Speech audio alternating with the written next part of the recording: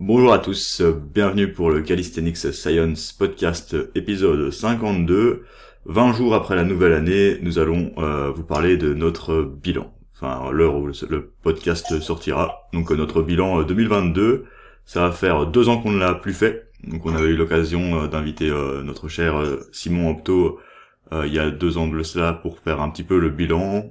On racontait nos erreurs, nos succès de l'année, et on va faire la même chose cette année en compagnie de notre cher Morgan, Morgan Nutrition, le ici meilleur. présent. Nickel, hein, avec Merci de nous l'équipe de recevoir pour ce choc. podcast très spécial. Merci de nous recevoir et merci de nous écouter, de nous voir pas en live, mais de nous voir à l'écran ou alors sur Spotify pour que le son passe mieux.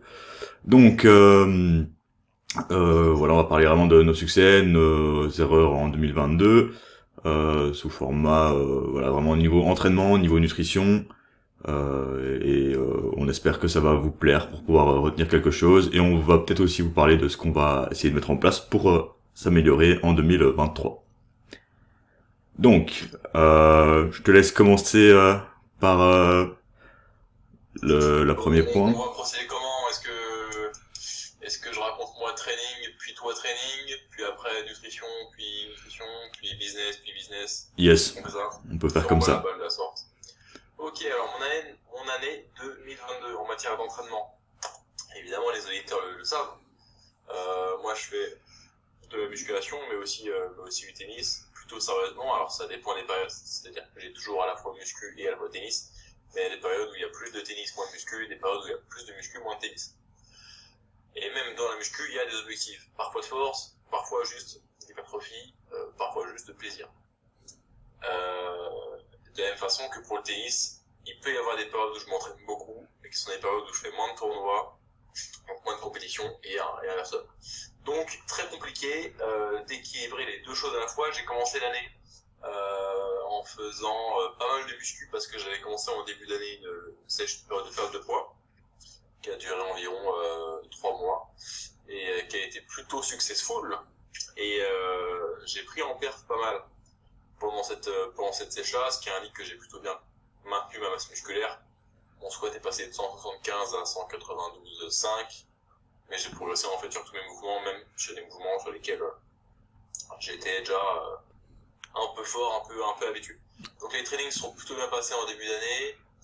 Le tennis progresse un petit peu parce que j'étais plutôt bon physiquement parce que j'avais perdu du poids, donc ma force relative était meilleure, j'étais plus explosif, plus endurant et autres. Même si du coup sur le court terme, pendant la période en soi de perte de poids, par moments ça manquait un peu d'énergie, notamment pour le tennis, parce que qui plaisait sur la fin, j'avais testé 3 semaines de diète cétogène, ce qui avait bien flingué mes perfs au tennis. Voilà. Mais début d'année plutôt productif en termes de muscu. Fin de la perte de poids aux alentours de fin mars, début avril, où j'ai fait tout janvier, février, mars le cut. Puis après j'ai fait une prise de masse pendant tout l'été.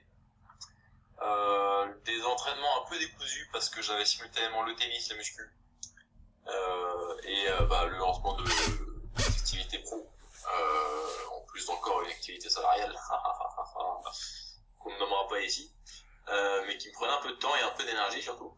Donc des trainings plutôt je dirais décousus dans le sens où j'avais pas un fichier Google Sheet particulier avec mes séances marquées, mais ça traquait encore les séances d'entraînement sur un bloc-notes sur le téléphone.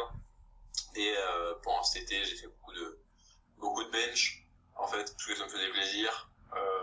Plus trop de squat, parce que j'en avais déjà bien bouffé dans le premier trimestre de l'année. Et en termes d'hypertrophie, c'était un bulk avec un peu focus dos et épaules, avec notamment beaucoup de tirages horizontaux, parce que étant donné que je viens, même si c'est plus précisément mon domaine précisément, du street, de l'entraînement poids de corps, tout ça, dans ma carrière d'individu entraîné, j'ai fait beaucoup de tirages verticaux via les tractions, et du coup je me suis dit, j'ai supposé, sans faire une analyse parfois anatomique et autres, que je bénéficierais certainement de rajouter plus de volume sur mes tirages horizontaux pour compléter mon dos. Donc j'ai envoyé beaucoup de volume sur ce type de mouvement, ça s'est entraîné plutôt correctement en termes d'intensité, en termes de volume sur le dos, les épaules et un peu pec pour le développé couché. J'ai tapé mon meilleur bench d'ailleurs à 127,5 je crois, cet été. Voilà, perte qui m'a progressé. Physique qui a bien progressé et j'ai pu garder un plutôt bonne shape tout au long du bulk. Parce que j'ai pris du poids assez lentement et que j'étais déjà bien sec lors de la cut. En termes de poids au plus bas de ma cut, je devais être à 82 kg peut-être, ce qui est pas si bas. Et au plus haut de mon bulk, cette année là j'étais à 91, mais il y a seulement peut-être un jour où j'ai vu apparaître le 91,0 sur la balance. Mais sinon la plupart du temps j'étais à 88, 89, 90 kg sur la fin même. Voilà, et ça a repris des trainings plus sérieux, plus structurés à partir de septembre, à nouveau à traquer plus méticuleusement en full body.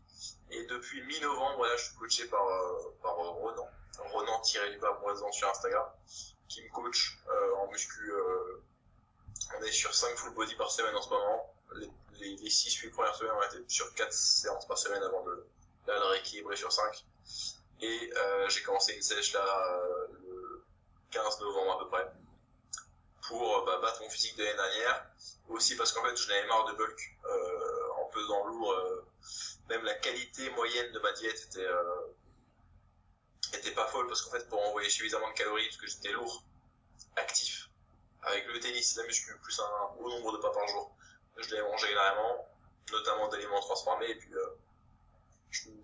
j'avais moins de plaisir à manger et même pour ma santé je voulais retrouver une diète plus structurée, incluant moins de produits transformés. Bon, du coup j'avais dit que je faisais que entraînement, mais au final je fais une session et entraînement. En termes de tennis, j'ai refait des tournois, j'avais fait des tournois au tout début d'année et j'ai fait des tournois en fin d'année. J'ai atteint mon meilleur classement qui était 15-3 avec 2 victoires à 15-2 cette année, pour ceux qui connaissent. Et là ça va reprendre des tournois notamment fin février. Le tennis a progressé même si j'ai pas fait beaucoup de compétitions. Je sais que j'ai encore moyen de gratter quelques classements ou un deux classements cette année. Mais ça on en reviendra pour la deuxième moitié du podcast, lorsqu'on parlera de ce qu'on a prévu de faire en 2023. Donc résumé de mon année 2022, ça a commencé avec une sèche plutôt bien réussie, qui m'a beaucoup appris, parce que j'avais jamais poussé une sèche à ce point-là, et ça m'a permis après en fait de... Alors, comment dire, ça m'a plus ouvert des questions, ça m'a plus posé de questions que ça m'a appris d'ailleurs. Mais c'est après dans les mois, les semaines qui ont suivi, que du coup j'ai trouvé un peu des façons de formuler les problématiques qui me trottaient en tête et auxquelles j'avais été exposé pendant la cut. Voilà, c'est plein de choses, hein. Peut-être que j'écrirai un e-book là-dessus. Alors, franchement, c'est peut-être dans les tuyaux. Non. Par exemple, voilà, ça m'a ouvert les yeux sur en fait plein de questions, plein de problématiques dont on parle pas. Par exemple, sur le choix. Alors, on en parle très peu, même en tant que milieu francophone, je crois pas entendre quelqu'un en parler. Notamment le choix de la palatabilité, palata ou palati, je sais jamais, bref. Ouais, palati. En anglais, le mot est là, mais en français... Je crois que le mot existe aussi en français, mais était un peu utilisé. C'est palatabilité. Palatabilité, en gros, c'est à quel point votre diète est appétissante. Donc le choix de la palatabilité de votre diète, quand vous êtes en cut, quand vous êtes en maintenance, quand vous êtes en bulk. Alors, petite parenthèse là-dessus, parce qu'on est quand même là aussi pour s'éduquer sur le Mat Nutrition podcast. Bah, c'est le but, hein. Le but, c'est qu'on tire une petite conclusion de cette année, qu'on applique une petite chose pratique sur base de notre expérience à nous deux et que ça vous serve aussi. Voilà, donc je vous partage mon cerveau sur juste ce point-là, même si peut-être que je vous ferai un podcast solo séparé sur ma diète, sur ma cut de 2022. Le choix de la palatabilité pendant votre sèche, pendant votre maintenance, pendant votre prise de masse. Donc la palatabilité, on a dit que c'était à quel point votre diète était savoureuse ou à quel point un aliment en particulier était savoureux. Donc c'est influencé par plein de trucs, hein, la contenance en sel, en sucre, en certains lipides, et la combinaison totale de tout ça et autres. Et grosso modo, ça m'a fait entre guillemets découvrir, ou plutôt formuler ce raisonnement-là, qui est que en sèche, même si on peut sécher en mangeant des aliments qui nous régalent vachement, en ayant une approche vachement flexible, même si on peut sécher en mangeant que des sneakers et et de la whey protéine, ça fonctionnerait mathématiquement, vous serez en déficit calorique et vous atteindrez vos objectifs en protéines. Bah, même sans parler de la partie satiété et tout, si vous incluez un peu trop d'aliments qui vous régalent vachement en sèche, c'est plus facile de les overeat, de se suralimenter sur ces aliments-là qui sont vraiment délicieux, parce que déjà que vous êtes en sèche et que vous êtes vachement attiré par la nourriture, si vous choisissez vraiment des aliments archi savoureux, ça va en fait pas vous aider du tout.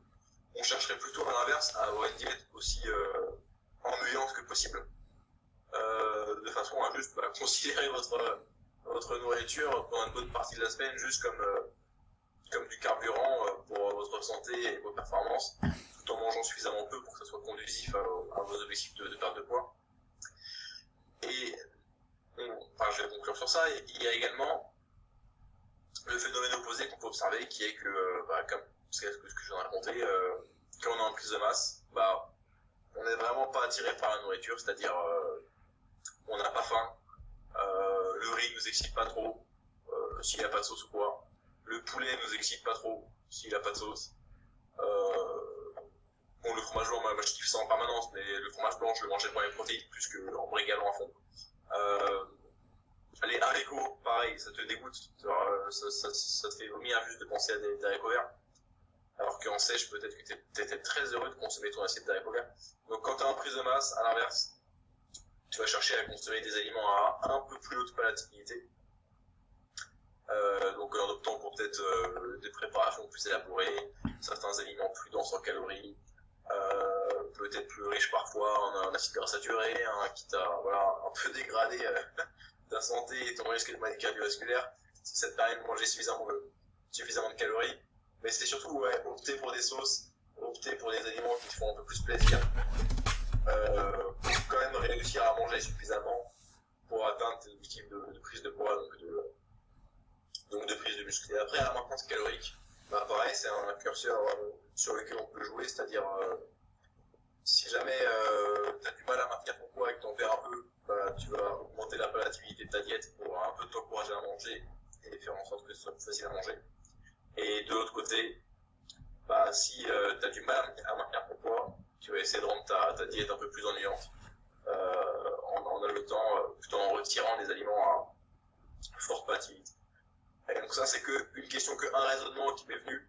Et certainement que j'aurais pu réfléchir à ça autrement, mais c'est en le vivant que vraiment je me suis rendu compte de ça, parce que j'étais arrivé à un point où je regardais beaucoup de... Alors c'est qu'on fait des sèches pendant un moment et ça.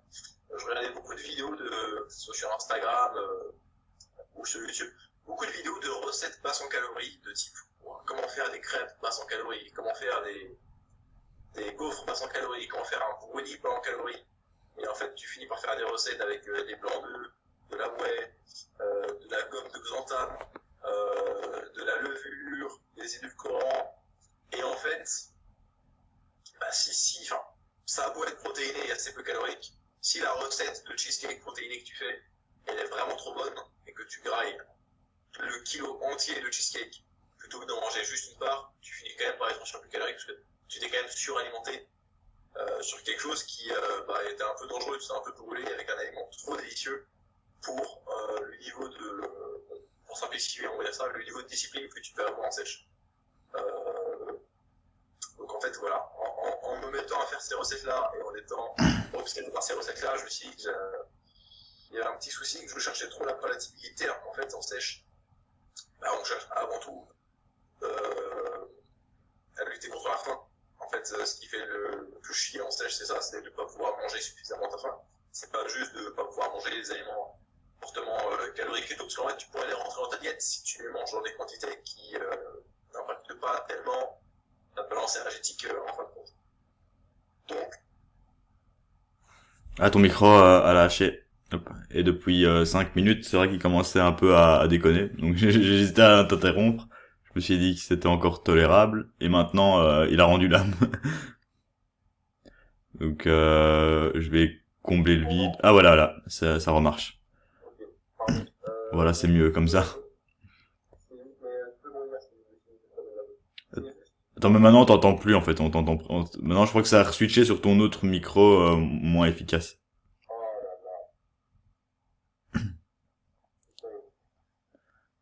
Donc là, c'est beaucoup de bruit de fond. Blablabla, je parle. Sinon, pour ce qui est de la compatibilité, je te rejoins. Voilà. Ah voilà, là c'est mieux, c'est mieux, c'est mieux. Ok, super. Ok, donc je disais, pardon pour les auditeurs, on vous promet, c'est ce que j'ai dit à Alexandre avant le podcast, je m'achète un nouveau micro prochainement, ça veut dire quoi? Bonne résolution 2023. Tu m'entends plus? Si, bonne résolution 2023, je disais. Ah oui, ok. Tiens, on va s'engager en live, hein, pour les quelques auditeurs qui nous écoutent.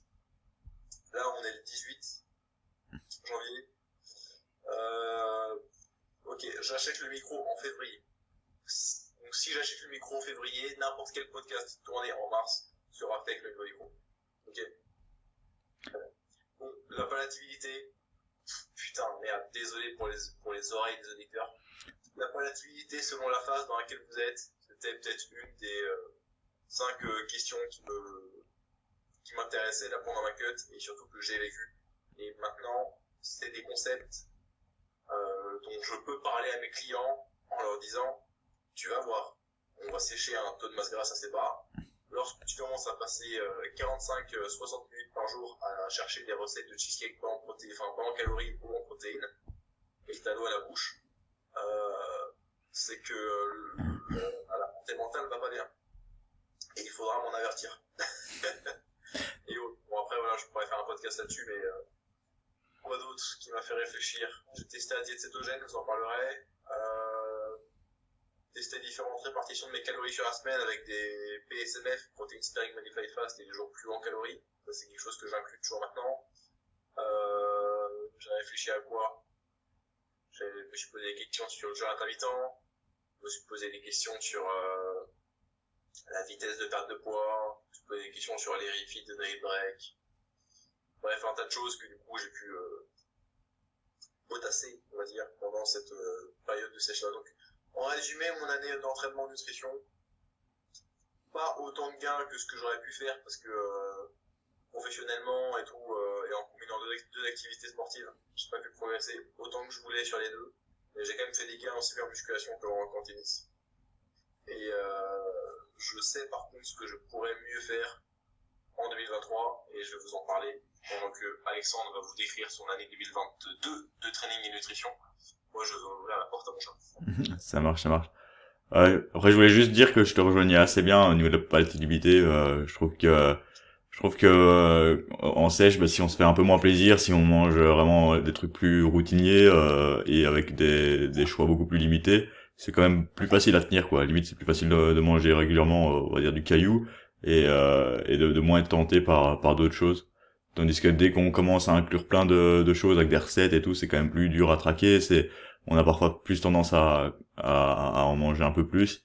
Et donc voilà, ça rend les choses plus difficiles. Je trouve que c'est parfois plus facile de se rendre la vie plus facile, on va dire, et en sèche. Et donc ouais, je te rejoins clairement sur ce point. Après, je pense qu'il y a quand même beaucoup de différences entre les personnes, mais je pense que de manière générale, ça pourrait être intéressant à explorer. Sinon, au niveau de mon année 2022, donc ici je voulais plus parler de quelques leçons que j'ai retenues en 2022 au niveau des entraînements d'abord. La première, c'est que on n'est pas obligé de toujours progresser. Donc on n'est pas obligé de progresser chaque semaine, d'appliquer la surcharge progressive, de faire mieux surtout les mouvements. J'ai l'impression d'avoir retenu ça particulièrement cette année. Ensuite, je me reviendrai dessus. La deuxième, c'était mince, j'ai oublié. J'avais vraiment retenu celle-là, et puis j'en ai eu deux qui m'étaient venus. Ça me reviendra peut-être, désolé. Donc, au niveau de la progression, voilà, c'est un truc que j'ai remarqué cette année, c'était que avec l'année d'avant avec voilà, je m'étais fait coacher par Stenix et on avait vraiment on va dire progressé sur tout, et c'est un truc que je faisais tout le temps auparavant. C'était OK, j'inclus dans mon programme tous les mouvements. Parfois je connaissais déjà un peu le concept de maintenance, je mettais peut-être un mouvement en maintenance et je savais très bien que j'avais pas spécialement cherché à progresser dessus, et donc j'essaie de progresser sur quasiment tous les exercices. Et chaque semaine j'essaie d'augmenter au moins d'1,25, de grappiller une rep, de rajouter une seconde, etc., ou une série.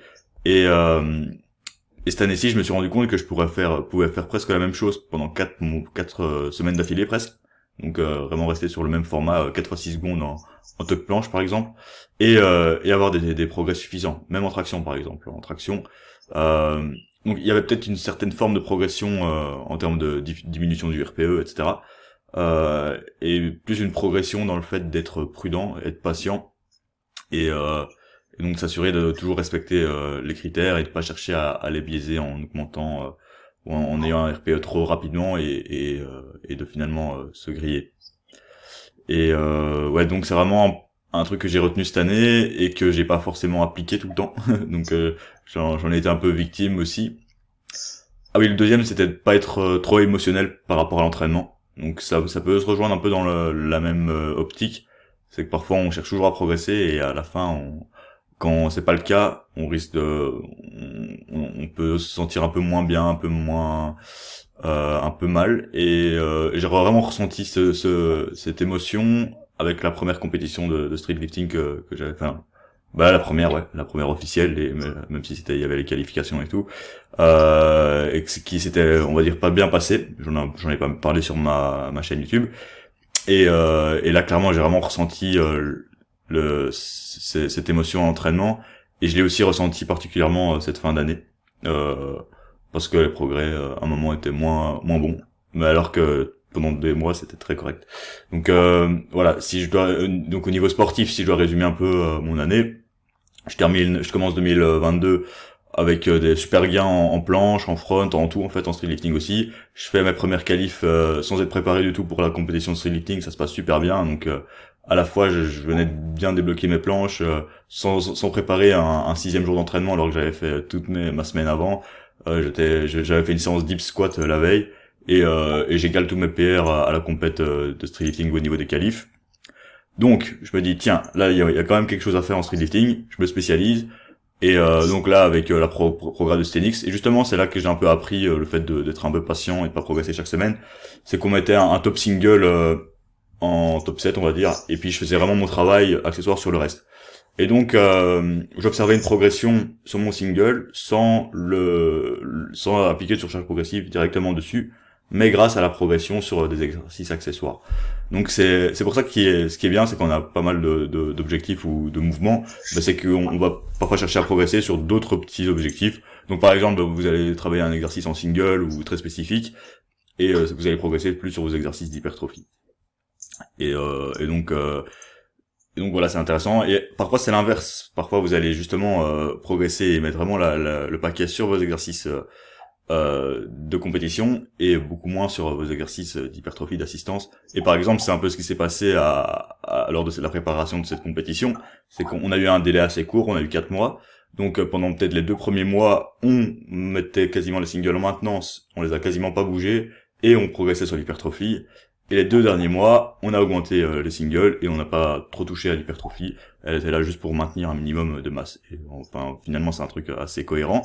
Et ça s'était bien passé au niveau de juste avant la compète. Donc la fatigue, enfin la fatigue diminuait, les perfs augmentaient. Donc là, j'étais assez confiant. Et puis je crois que la semaine ou 2 avant, j'arrivais un peu overshot. Et puis le picking, on va dire, s'est mal passé, et du coup mauvaise compétition, et voilà, pas mal d'émotions négatives le jour J. Donc dès que tu fais tes premières barres et que ça se passe moins bien, t'es déjà un peu déçu parce que tu te dis ok, je me spécialise pendant 4 mois et je suis pas plus fort que sans me spécialiser. Donc c'était un peu triste. Après voilà, il y avait plein de raisons qui ont fait que, mais ça m'a un peu dégoûté de ça, de moi-même aussi, et donc je m'étais dit tiens, là plus de street lifting pendant longtemps, on repart sur des planches, chose que j'avais faite après. Donc là je m'étais reparti justement sur les planches, et malheureusement genre 2 semaines après je me fais une fracture au niveau de la tête du radius, la fracture du chauffeur ça s'appelle. Heureusement elle s'est assez vite résorbée, mais voilà, ça m'a valu quand même 10 semaines d'entraînement unilatéral en trouvant des solutions, etc. Alors que j'étais justement chaud patate pour reprendre les entraînements.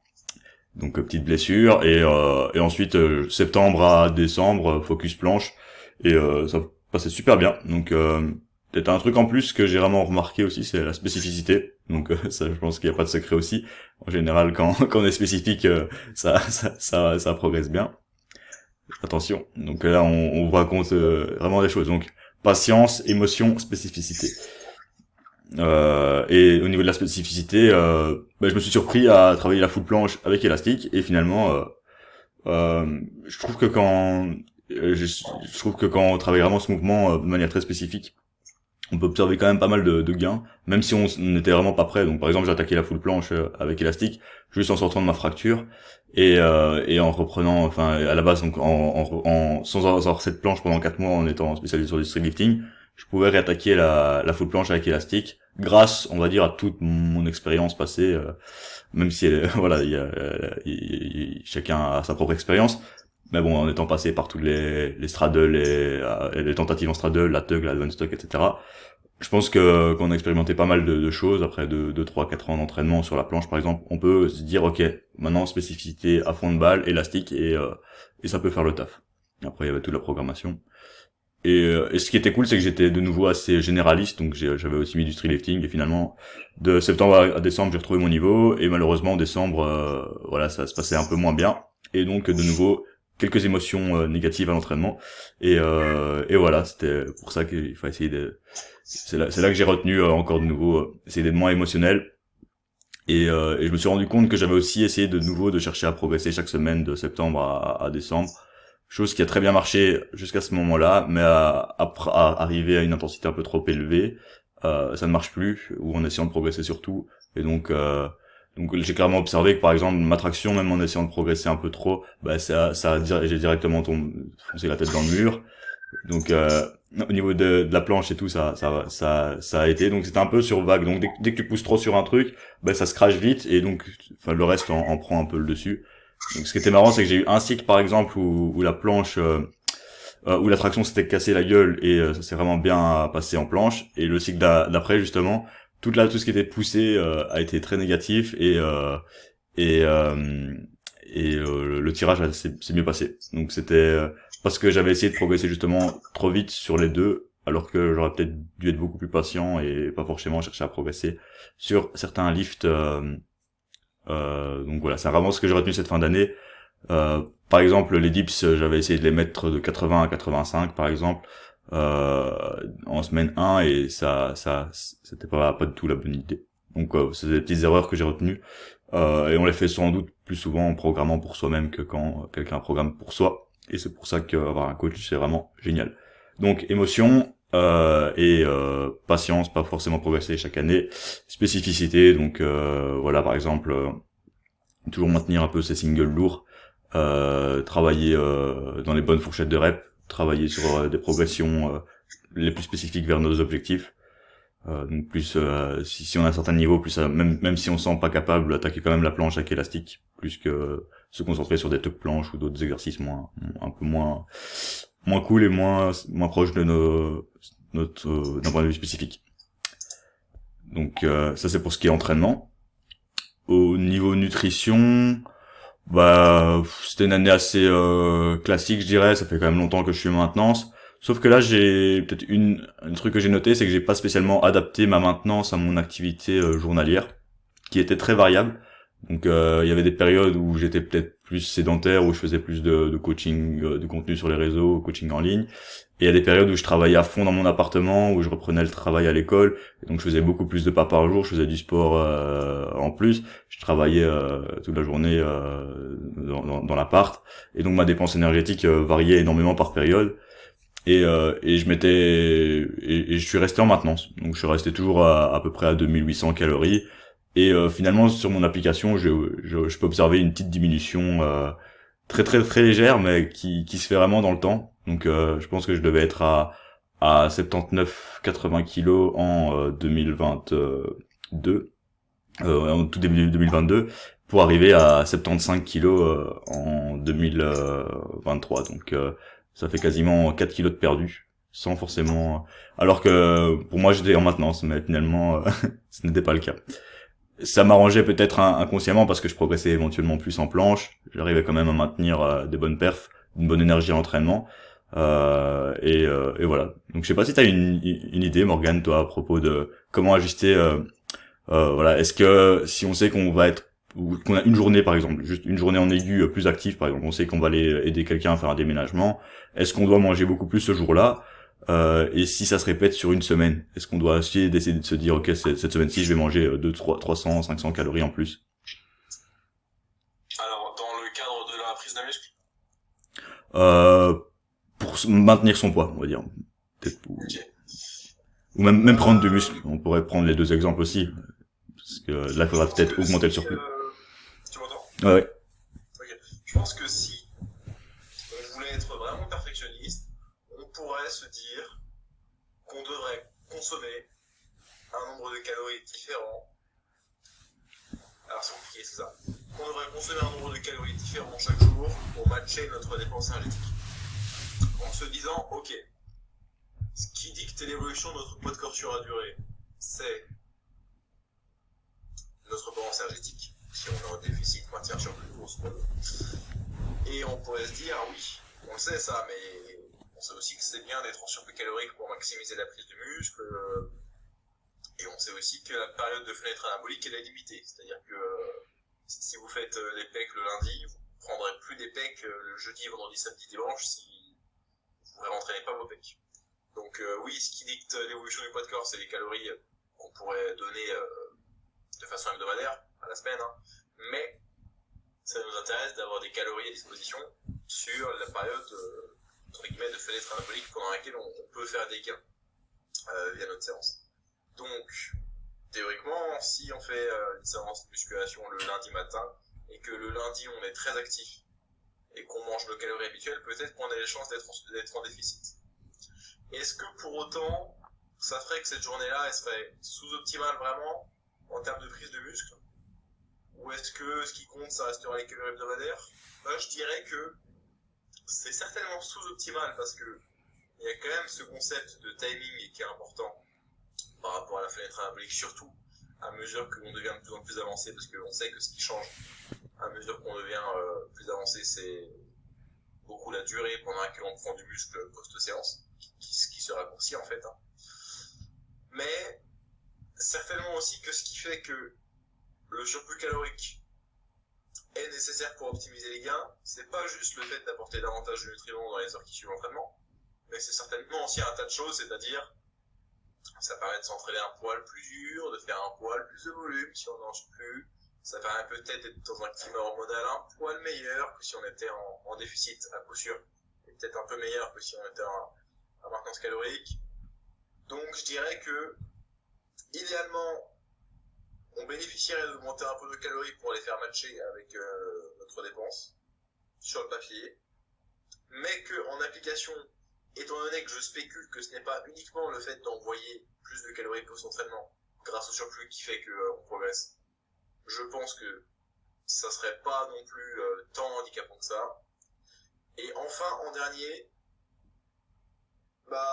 les journées sur lesquelles on est le plus actif, c'est aussi les journées souvent où on est le plus occupé, et du coup c'est les journées sur lesquelles on peut réduire un peu de calories, alors qu'à l'inverse, on peut profiter de consommer un peu moins de calories.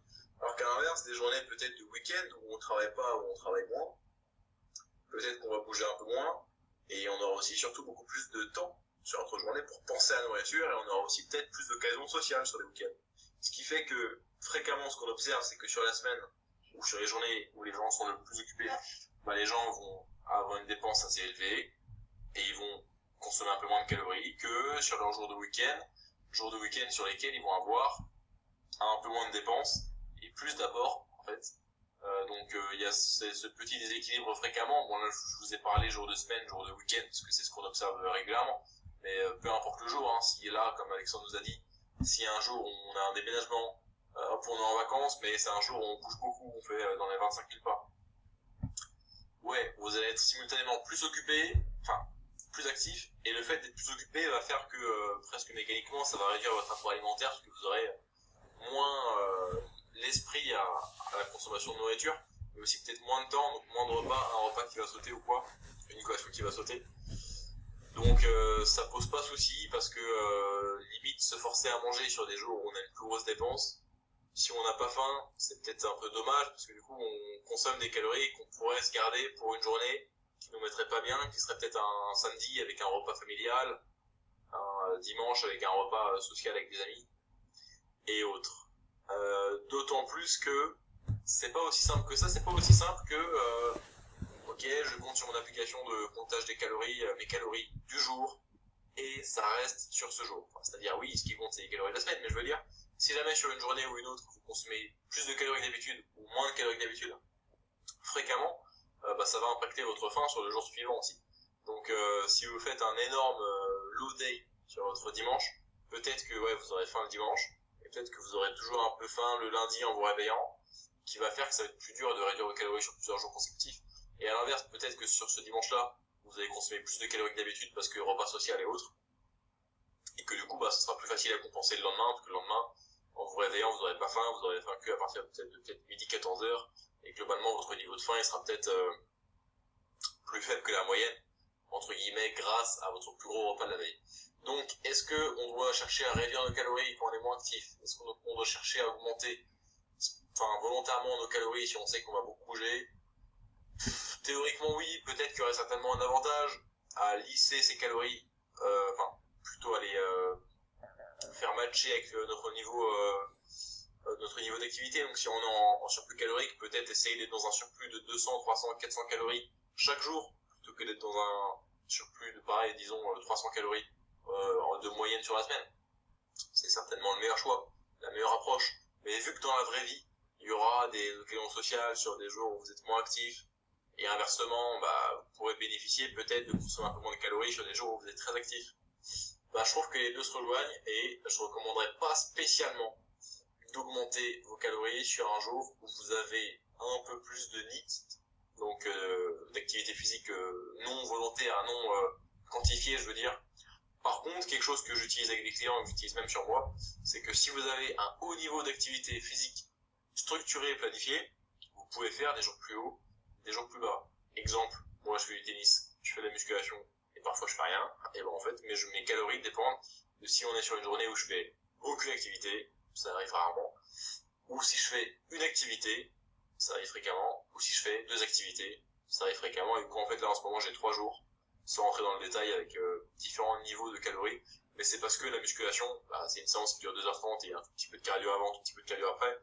Et le tennis, pareil, ça dure entre 2h et 3h et ça dépense encore plus de calories que la muscu. Donc, dans mon cas de figure, c'est pas juste une question de aujourd'hui, je suis allé promener mon chien 2 fois plutôt qu'une.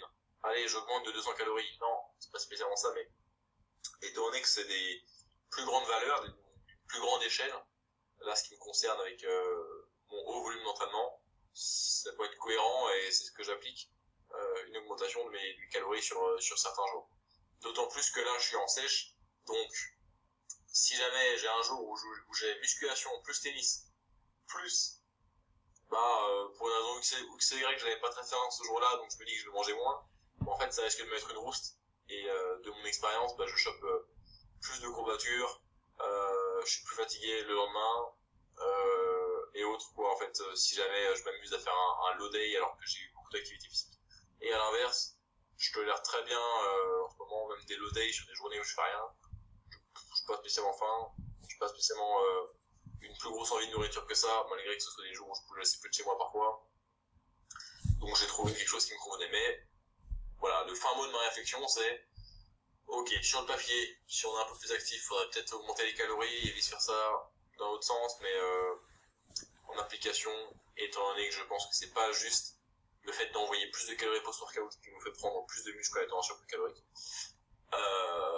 Je pense pas qu'il y ait de raison de s'en soucier, à moins que gros volume d'entraînement planifié à l'avance qui tombe sur certains jours et pas sur d'autres, comme ça peut être le cas dans des sports d'endurance notamment, et avec leurs grosses dépenses caloriques.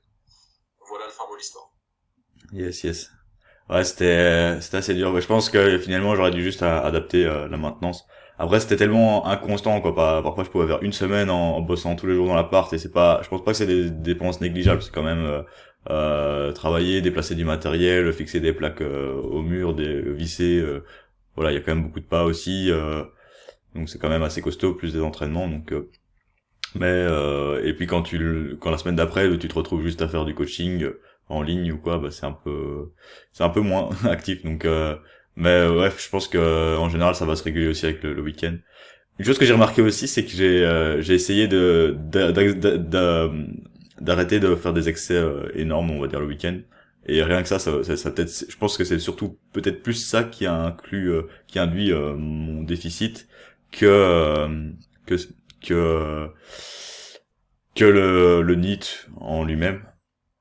Après, souvent quand je faisais des excès, je compensais clairement quoi. Le lendemain, je mangeais quasiment pas, je faisais plus de cardio, etc. Tandis que maintenant, ben, je fais plus d'excès, donc je compense plus. En général, je pense que ça se régule un peu, mais je pense que la balance nette est quand même que j'ai eu quand même pas mal de calories qui sont parties de mon total calorique de la semaine, et donc finalement, c'est peut-être plus ça qui a induit ce déficit cette fin d'année. Donc maintenant, je me retrouve tout skinny et l'objectif c'est de reprendre un peu de la viande. Parce que c'est vrai que vu de l'extérieur, je me sens petit. Ah, j'en profite, si t'as fini. Dernière, un peu enseignant, parce que du coup, je vous ai pas vraiment donné quels étaient mes enseignants de l'année 2022. Hein. Donc, c'est plutôt une description non commentée de mon année, enfin, peu commentée. J'aurais dû et j'aurais pu prendre la prise de masse un peu plus au sérieux. Après, compliqué, parce qu'il y avait une période de vacances, il y avait pas mal de jobs, il y avait tennis en simultané et tout. Mais je sais là, enfin, je vous l'annonce, ok, les auditeurs, vous me mettez une rouste, si dans 3 mois, 4 mois, 5 mois, 6 mois, j'annonce sur le podcast que mon bulk est pas aussi millimétrique nécessaire, On retient.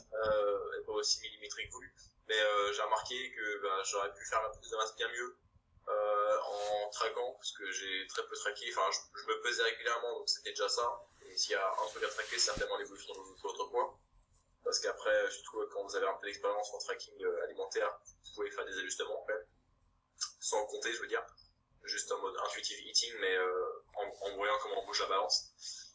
J'aurais pu un peu mieux traquer l'entraînement, encore que maintenant, à l'expérience, j'ai besoin d'un bloc-notes, je marque les gros lifts, et on s'y retrouve, et donc évidemment, je traquais mes gros lifts, et j'ai pas besoin du logbook pour savoir faire une série d'élévations latérales ou de curl à l'échec, donc sur les exos accessoires. J'avais quand même comment dire, un peu une idée de ce que j'avais fait la semaine passée, de ce qui était à battre, mais c'était surtout, je traque mes gros lifts, mes gros poids articulaires sur lesquels je vais absolument progresser, type le bench, et après, ouais, ça se fusille comme il faut, avec un peu plus de variété qui peut changer d'une semaine à l'autre parfois en termes d'isolation. Donc la partie entraînement était assez bien traquée, mais j'aurais aimé ajouter plus de journées de tracking. On va ajouter juste des journées de tracking sur la prise de masse. Peut-être par moment, par simplicité, de tenir un peu non pas une diète flexible, mais plutôt l'inverse. Donc peut-être des journées type qui m'auraient permis d'être plus sérieux sur mon bulk, parce que j'aurais pu un peu mieux optimiser là-dessus en matière notamment de timing des nutriments. Parce qu'en fait, en bulk, je n'avais vraiment pas faim le matin, donc ça m'arrivait de faire un peu du jeûne intermittent en prise de masse, ce qui maintenant on sait est sous-optimal en matière de prise de muscle.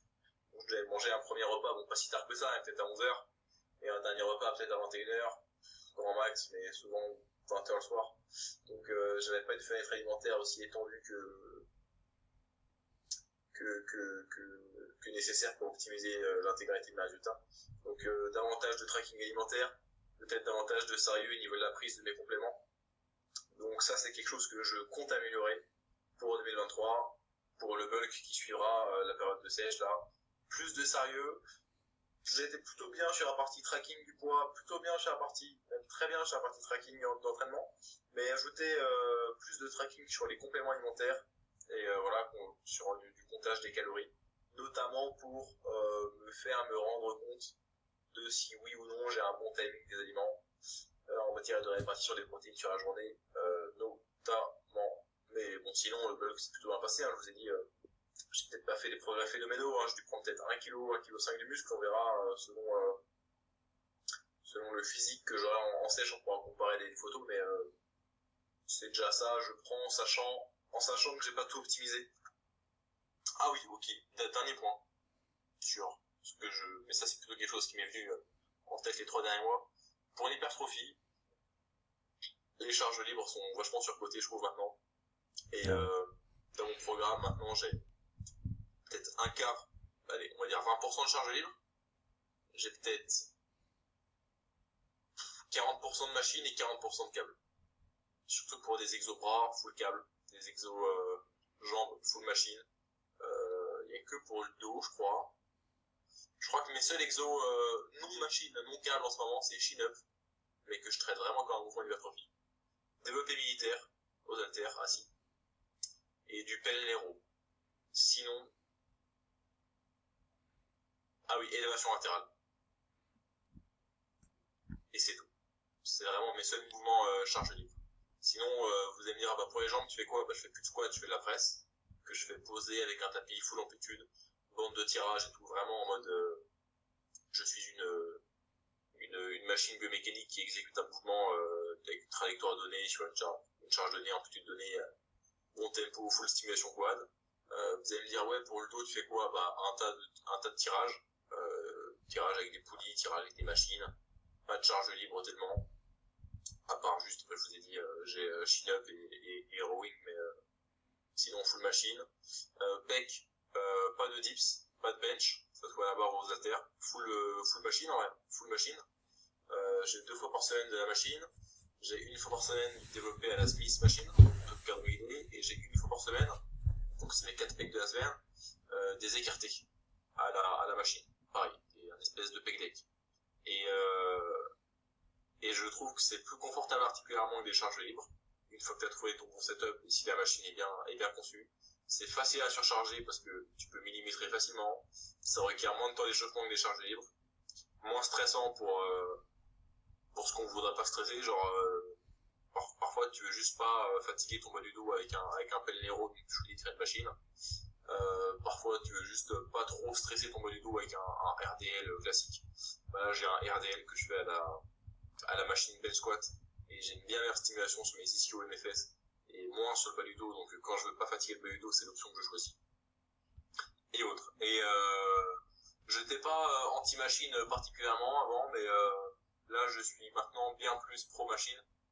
C'est plus dur de se blesser avec des machines qu'avec des charges libres, moins de temps d'échauffement, moins de fatigue périphérique, je trouve, facile à surcharger, un tas de choses, quoi. Surtout qu'en termes de courbe de résistance, il y a des choses qu'on peut faire qu'avec des machines qu'on peut pas faire avec des charges libres, malgré tous les artifices de changement de positionnement, ajout d'élastique, ajout de pause et autres, quoi.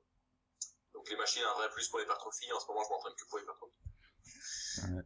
Ouais, je te rejoins vraiment aussi. C'est aussi quelque chose que j'ai beaucoup expérimenté cette année.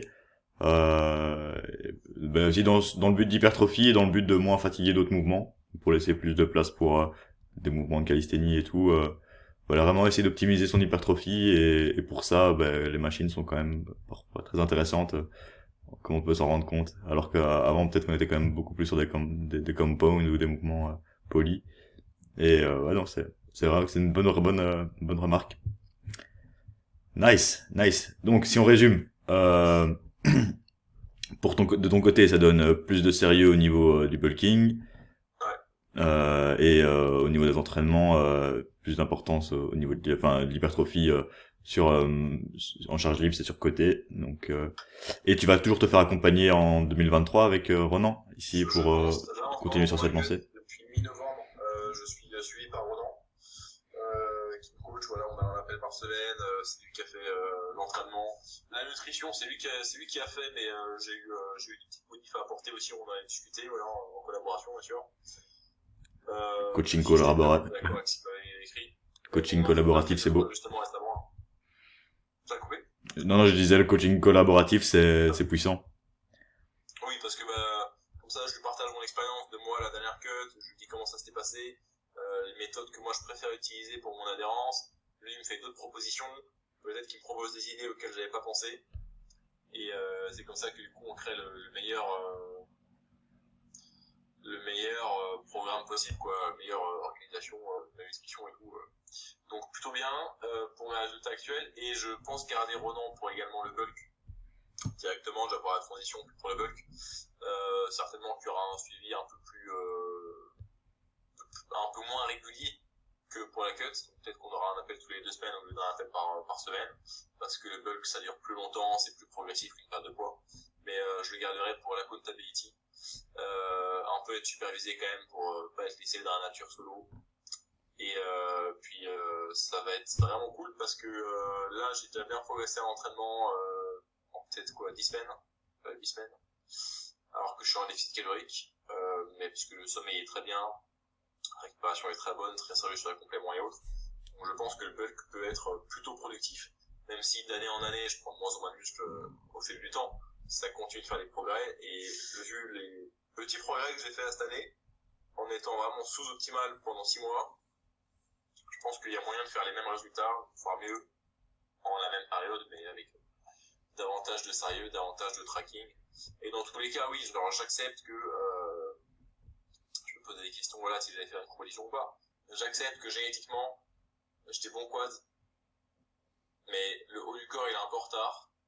Et certainement que même dans 5 ans, mon haut du corps sera toujours pas insane. Bon, il reste très cool. Voilà, je suis quand même un go muscu solide, mais je veux dire, je serai jamais aberrant. Mais je pense que du coup, même si, alors on va penser à ça comme ça, je vais donner aussi un exemple pour la cut, même si d'année en année vous gagnez moins en moins de kilos de masse musculaire, chaque kilo supplémentaire que vous arrivez à gratter fait quand même une plus grosse différence, parce que vous passez de sédentaire, corps de lâche, à athlétique, ça se voit qu'on fait la muscu, et ça c'est le plus facile, et après pour passer de athlétique, ça se voit qu'on fait la muscu, à vraiment ce mec a un physique équilibré, il est solide, il est complet, il a un peu le next level, ça prend pas beaucoup de kilos de muscles supplémentaires, ou de kilos de graisse à perdre, mais c'est ça qui fait la différence, un peu le déclic entre le co-muscu standard qui a fait 3 bonnes années, mais qui se renseigne pas trop, qui est pas trop sérieux, après le muscu plus avancé, qui lui a fait des meilleurs gains. Après il y a la partie génétique qui rentre là-dedans, mais... Et l'équivalent de ça en matière de perte de poids, ce que je dis à mes clients parfois c'est ça, c'est ok, bon, on a 20 kilos à perdre, j'ai dit ça encore à un client avant-hier, je lui ai dit bon, on a 20 kilos à perdre, franchement les 10 premiers kilos, ils vont changer ton look. Ils vont changer ton look, mais l'avantage ce sera plutôt que en ayant pas bu ces 10 kilos là, tu vas te sentir mieux dans ta peau, tu vas pouvoir bouger plus facilement, tu vas te sentir en meilleure santé et autres. Et par contre, les 10 kilos suivants, ou peut-être juste les 5 kilos suivants, il y aura moins de poids qui sera perdu. Mais par contre, ça fera plus une différence. Parce qu'en ayant perdu les 10 premiers kilos, tu passeras juste de très gros à un peu gros. Mais tu resteras quand même dans super shape. Alors que les derniers kilos que tu vas perdre, tu passeras de désormais gros à presque athlétique. Et ça, c'est ce qui fait une différence. Et de la même façon, quand vous êtes à nouveau sur les taux de masse grasse, par contre, maintenant plus bas, à mesure que vous arrivez sur la fin de votre sèche, vous perdez plus beaucoup vraiment de grammes de graisse comparé aux premières semaines de la cut, où vraiment on parlait d'échelle de peut-être 1 kg de graisse perdue par semaine. Là, sur la fin d'une sèche, si vous perdez 200 grammes de graisse par semaine, si vous êtes vraiment déjà très sec, c'est pas beaucoup en chiffre absolu 200 grammes de graisse. Mais si 200 grammes de graisse,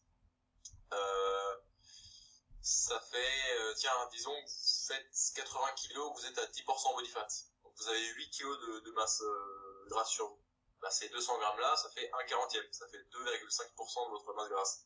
Alors que peut-être que 2,5% de votre masse grasse, si vous faisiez, mon exemple est nul, mais j'ai raté. Alors les calculs étaient bons, mais j'ai pas choisi les bonnes échelles pour illustrer le truc. En gros, perdre 1 kg de graisse, ça peut représenter pas grand chose quand vous êtes en début de sèche.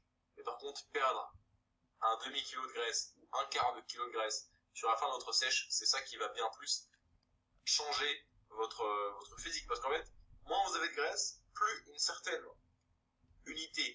quantité de graisse donnée représente un haut pourcentage du gras que vous avez encore sur vous. Voilà. On va plutôt penser ça comme ça. Parce qu'en fait, j'aurais dû illustrer avec un taux de masse grasse plus faible que 10%. Et je parlais de ça. Ah oui, je parlais de ça parce que de base, je disais, au fil du temps, après plusieurs années de muscu, mais en faisant les choses bien, on gagne plus trop de masse musculaire. Mais par contre, c'est les dernières petites cerises sur le gâteau qui vont faire une différence. Notamment, voilà, si on se met à travailler des groupes musculaires qu'on ne bossait pas tellement avant, peut-être que au bout de 5 ans, il y a pas mal de gens qui peuvent encore faire des progrès sur leur trapèze, leur cou, leur mollet, leurs avant-bras, peut-être leurs jambes si c'est quelque chose qu'ils ont mis de côté pendant un moment et tout.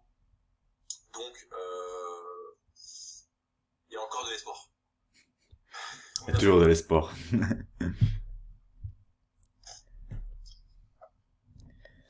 Yes.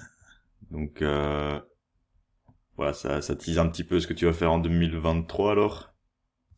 2023, ce que j'ai prévu de faire, ça va être ça. Ça va être d'abord on poursuit la cut. Ce qui est sûr, c'est qu'il y aura au moins un photoshoot.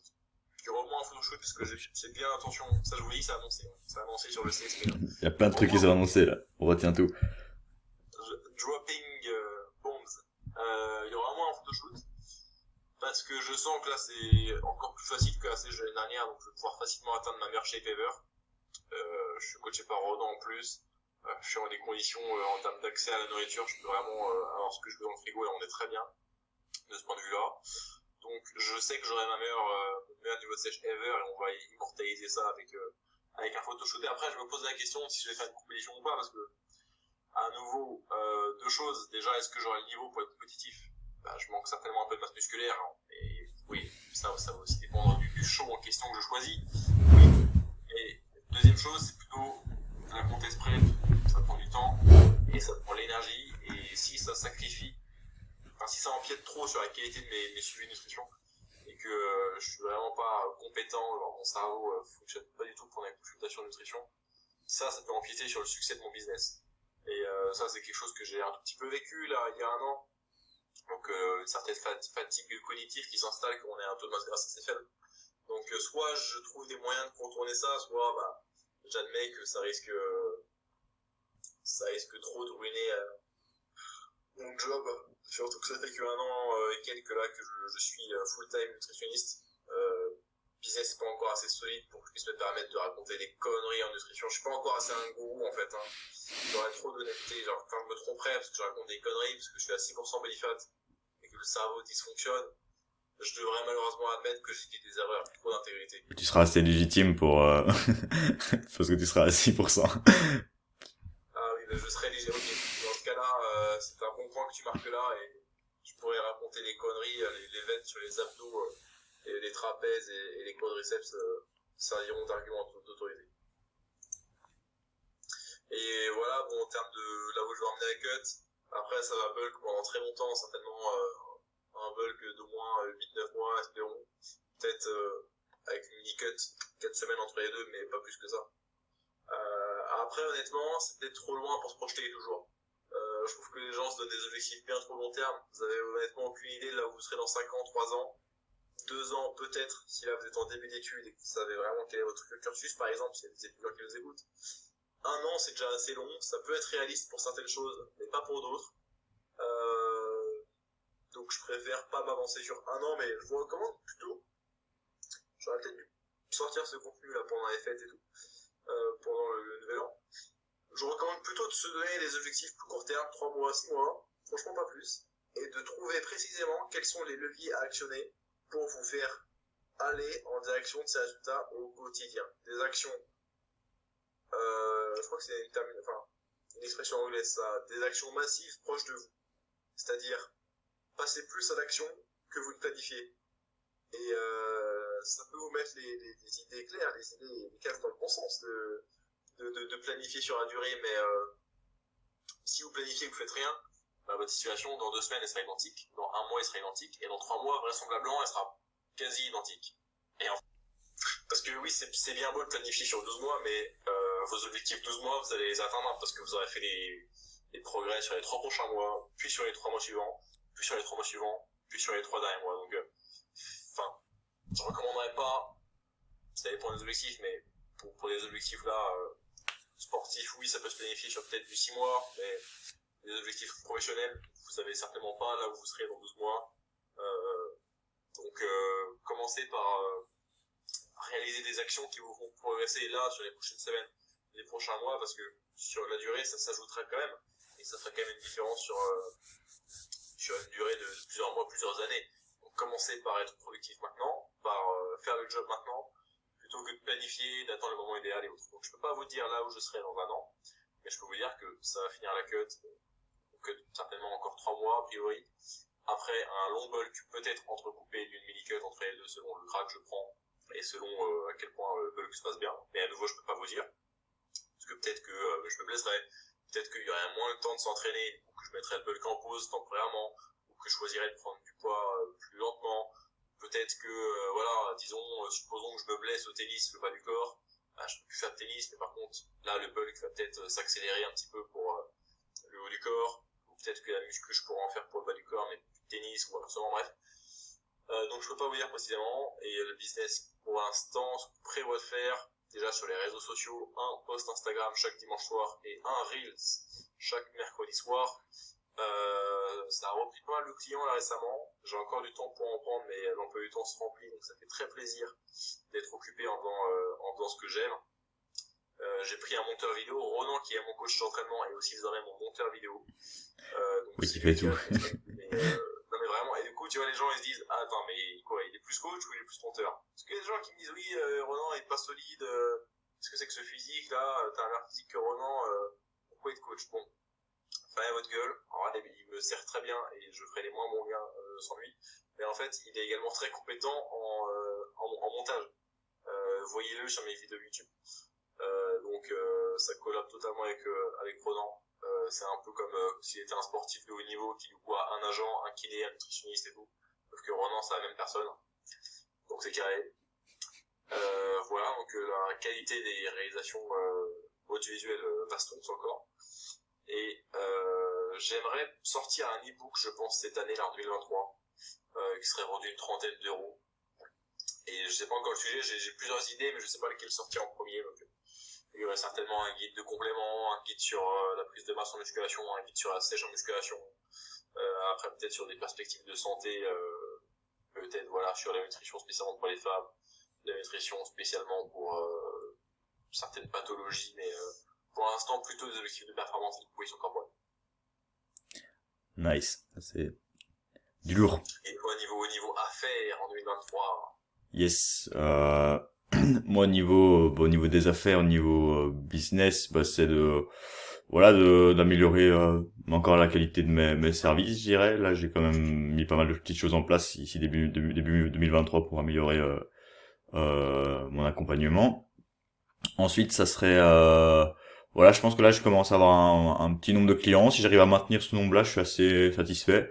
À la base, mon idée c'était de l'augmenter, mais maintenant je vais peut-être partir sur un autre type d'accompagnement. Donc je crois que je vais proposer des services du coaching de groupe en plus, un peu dans le style plateforme avec un suivi un peu plus groupé, plus accessible, et donc c'est ce que je vais mettre en place dans les mois qui viennent. Donc on va voir ce que ça donne. Donc c'est encore beaucoup de choses à tester, à voir un peu ce qui marche.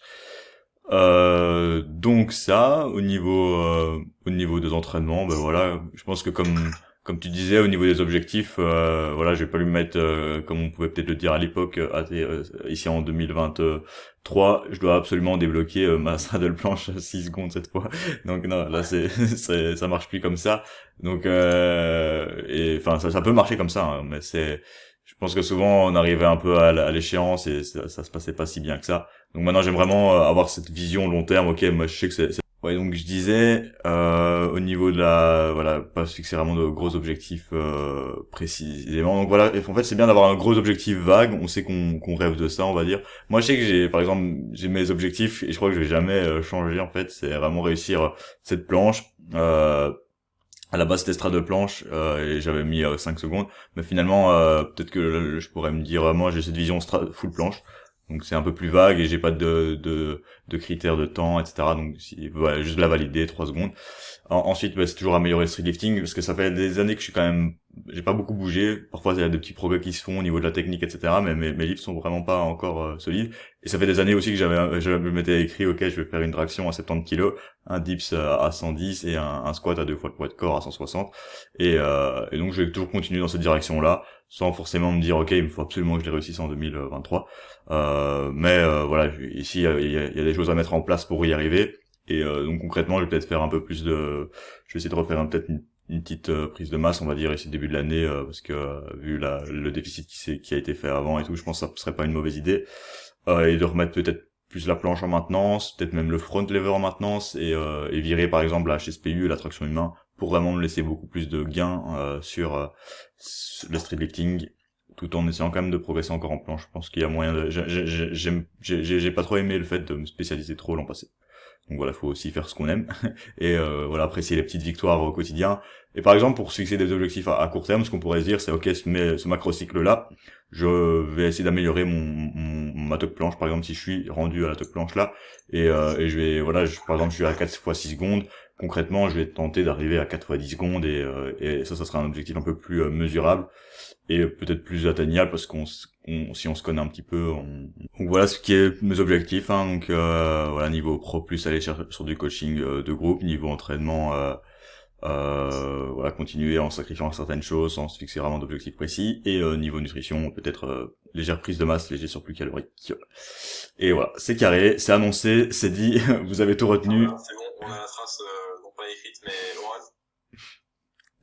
Yes. Donc c'était tout pour ce premier, enfin pas ce premier podcast de l'année, donc voilà, ce podcast récapitulatif de l'an passé, ce deuxième podcast de l'année, et voilà, on espère continuer là-dedans, et voilà, je pense qu'on a été plus régulier sur les podcasts cette fin d'année, et on va essayer de continuer à l'aide, hein, à l'être pour la suite, avec des nouveaux micros et du contenu encore plus qualitatif, plus de points de QI à gagner. À bientôt, les calisthenics, c'est un podcast. Allez.